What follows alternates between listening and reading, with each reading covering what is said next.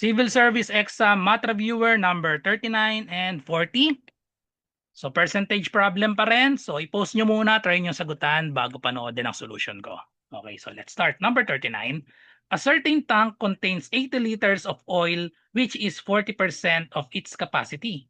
How many liters of oil can the tank hold? O mali pa yung spelling natin ng tank dito, naging think. Okay, so ayusin natin. Okay, so i-correct lang natin ito. Ito ay tank, walang H dapat. Ayan. So ang sabi, a certain tank contains 80 liters. Gawan lang natin ang equation ito. 80 liters of oil which is, yung 80 liters of oil, ayan, gawin natin, 80 liters of oil which is 40%. Equal sa inyong ibig sabihin nun, 80 liters of oil which is 40%. 40% of its capacity. Yung of, ibig sabihin yan, multiplication. Its capacity, i-let natin yung capacity be C. Ayan, C for capacity.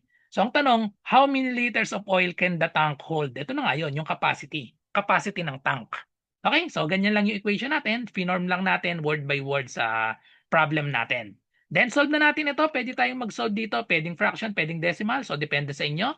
80 is equal to, ang 40%, gawin nating fraction or decimal. So sige, decimal na lang.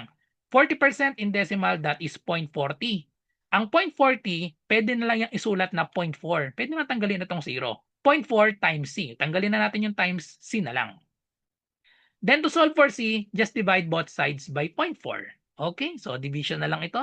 Cancel na yan. Therefore, ang value ng C ay equal sa, dahil ang divisor natin ay decimal, kailangan whole number. Move ng isa, move din ng isa. So yung 80, magiging 800 divided by 4. Okay, eksakto na ito.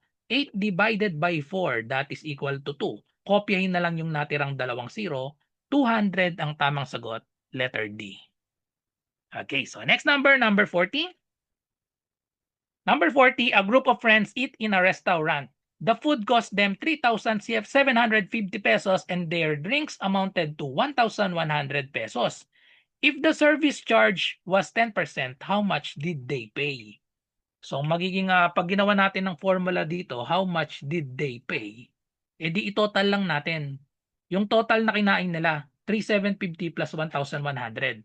So yung total plus if the service charge was 10%, total plus 10%.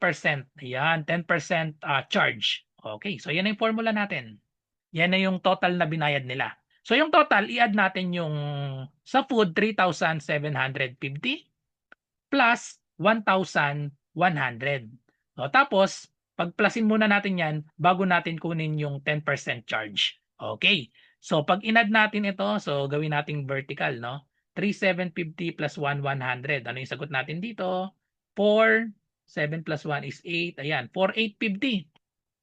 So 4,850, magpa-plus tayo ng 10%.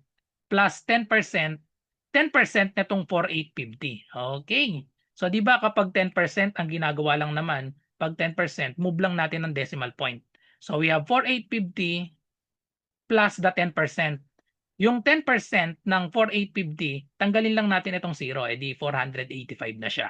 Okay? So i-add lang natin. Gawin nating vertical. Itong 485 dito, itatapat ko na dito. 485. So pag in-add natin, 0 plus 5 is 5. 5 plus 8, we have 13. Carry 1. 1 plus 8 is 9 plus 4. We have 13 ulit. Carry 1. 1 plus 4 is 5. So therefore, ang total na babayaran nila ay 5,335 kasama ang service charge, letter C. 5,335 pesos. So that's it. I hope may natutunan kayo sa video na to. Follow for more. Sa mga naghahanap po ng murang civil service exam review, ito po yung offer ko sa inyo. 99 pesos lang po, all in na po ito. Meron tayong 500 slots na available. Ito po yung mga inclusion niya. 10 days math and logic tutorial via Zoom. Online po ito ha. So ang schedule na itong 10 days, ito po. Ayan, math and logic. 7 to 9 p.m. po lahat ito, MWF po ito. So July 6, integers, PEMDAS, GCF, and LCM. July 8, fractions and decimals. July 10, law of exponents and radicals and unit conversion. July 13, number series and number analogy. July 15, basic algebra. July 17, percentage, ratio, and proportion. July 20, word problems. July 22, data interpretation, July 24, logical reasoning, and July 27, abstract reasoning. So, madadaanan po natin lahat ng mga math and logic. Meron din tayong Google Forms reviewer sa ibang subjects kagaya ng verbal ability, analytical ability, general info. Marami rin tayong mga 150 item na mock test. Then may only replay din po tayo ng past session. Ito pong mga Zoom meetings natin, recorded po yan sa exclusive na FB group natin. So ano pong inaantay nyo? Mag-message lang po kayo sa akin dito sa aking FB RJ Enseñado.